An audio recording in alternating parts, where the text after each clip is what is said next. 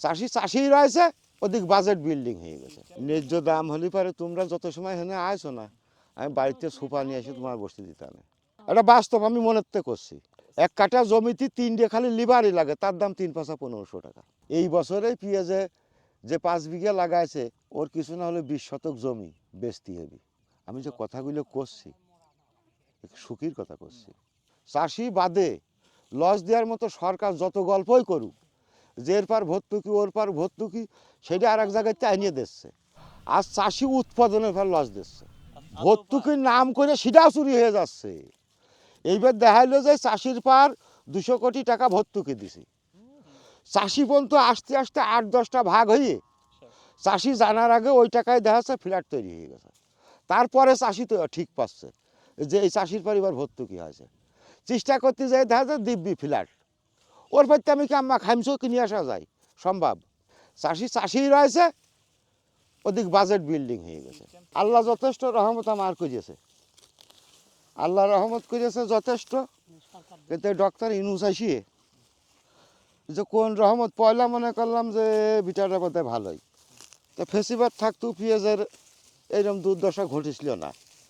এইবার যে হাল অবস্থাটা চাষি হচ্ছে, অগত তো 5-7 বছরের ভিতরে এরকম হাল অবস্থা হয়নি। পেঁয়াজ আমদানি করে খালি দেশ চলা না, বাংলাদেশ যদি মনে করে পেঁয়াজ বাইরে রপ্তানি করব, সেটাও আমি মনে করি সম্ভব। এখন যে প্রযুক্তি এসে গেছে, প্রতি বছরে 3 বের করে পেঁয়াজ হচ্ছে আমার দেশেই।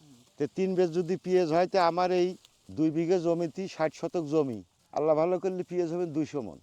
200 মন পেঁয়াজ এখন বেচতে হচ্ছে আমার 1 লাখ টাকা, খরচ 1.5 লাখ হয়েই গেছে। এই লসটা পুষাই নেওয়ার মতো আমার এই চাষির পাশে থাকা কোনো লোক আছে নাই, কেউ চোখ করতেছে নাই।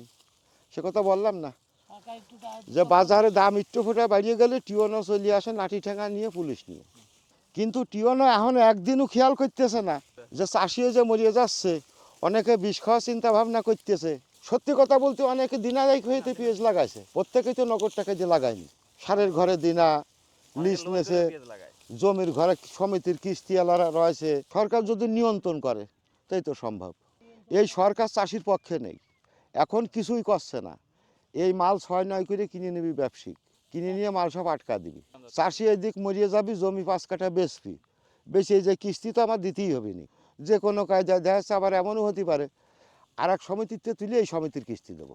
আর এইবার ব্যবসায়িকালারা এই পেঁয়াজ নিয়ে যায় স্টক করে দেশে একটা নৈরাজকতা সৃষ্টি করলে যে দেশে মাল নেই। তো সেইটা করলে তো দেশ ভালো হয়ে গেল। হ্যাঁ, আমি একজন অরিজিনাল চাষি, আমার পেঁয়াজ লাগাতে হবে, আমার 10 খান সার দরকার, আমার ওখানে পাত্তাই নেই। আর তুমি ইনটিন করিয়ে গেছো, তোমার বাপও কোনোদিন চাষ করে না, যে 50 খান সার নিয়ে আর এক জায়গায় বেঁচে দিয়ে চলে আসতেছো।